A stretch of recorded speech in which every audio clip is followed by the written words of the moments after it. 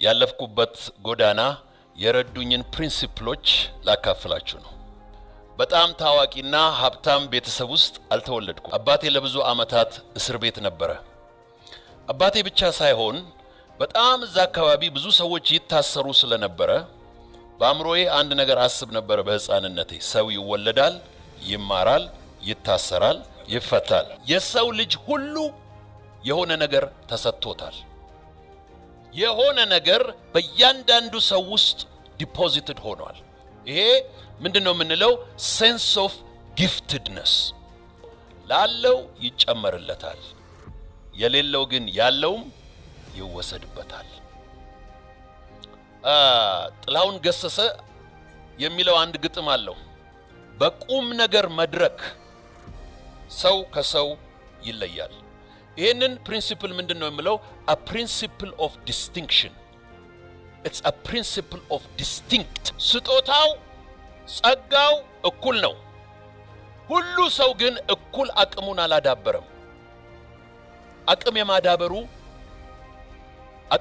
የማዳበሩ ስራ ሰዎችን ይለያቸዋል። it doesn't matter whether you're male or female, black or white, African or Asian or European. stressors of life የሚባሉ ነገሮች አሉ። የሰውን አእምሮ የሚጫኑና የሚያጨልሙ የምግብ ጥያቄ፣ የልብስ ጥያቄ፣ የቤት ጥያቄ።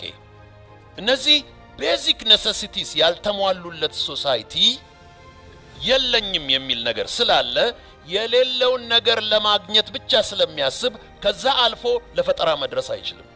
አንተን ልዩ የሚያደርግ አቅም የመገንባት ስራ ነው ያንን የምንለው። ሰው ሁሉ እኩል አይደለም። ሁሉ ሰው የተለያየ ነው። ይሄ የተለያየው ሰው የሚለያየው ዘሩ አይደለም። ሰው ዘሩ ይመስለዋል። የሚለያየው ከለሩ ይመስለዋል። የሚለያየው ዜግነቱ ይመስለዋል። የሚለያየው ጾታው ቁመቱ ይመስለዋል። ሰውን ከሰው የሚለየው አቅሙ ነው።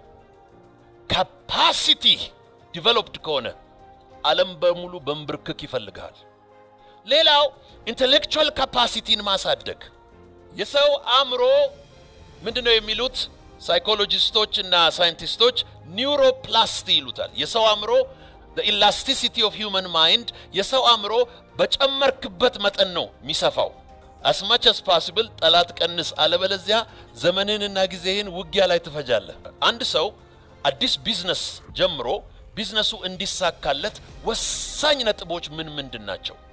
አንደኛ አይዲያ፣ ሁለተኛ ካፒታል፣ ሶስተኛ የተመቻቸ ኢንቫይሮንመንት፣ አራተኛ ትክክለኛ ፕሮዳክት ወይም ሰርቪስ፣ አምስተኛ ፕሮፐር ማኔጅመንት ቲም፣ ከዛም በኋላ ስድስተኛ በትክክለኛው ጊዜ ቢዝነሱን መጀመር ይልና ሰባተኛ ፕሮፐር ማርኬት ውስጥ ኦፐሬት ማድረግ ነው። ከነዚህ the most important element ሰው ሰክሰስፉል እንዲሆን የሚያደርገው ምንድነው ተብሎ ሲጠና ከሰባቱ በትክክለኛ ጊዜ ትክክለኛን ስራ መስራት መቻል ነው። መስራት ካልቀረ ከሚያስፈራራ ትልቅ ቻሌንጅ እና ትልቅ ፕሮብለም ጀምር። ገንዘብህን እንደ ወታደር ይው ሄዶ ማርኮ መምጣት አለበት። የሚማርከው ግን አፈር መሆን የለበትም። የሚማርከው ግን አመድ መሆን የለበትም። የሚማርከው ጠቃሚ ነገር መሆን አለበት። የምትውልበት ሰፈር ኪሳራ ያለበት አይሁን፣ ትርፋማ የሆነበት ይሁን። ማሸነፍ ካልቀረ መጀመሪያ ትናንሽ የመንደር ጠላቶችን አትጣላ፣ ታላላቅ ጠላቶችን አሸንፍ። the world is my country። ይሄ የሰፈር ክልሉን ምኑን መንደሩን ተው። ይሄ this is too small for you። ዓለም ሀገሬ ነው። ዓለም ሀገሬ ነው።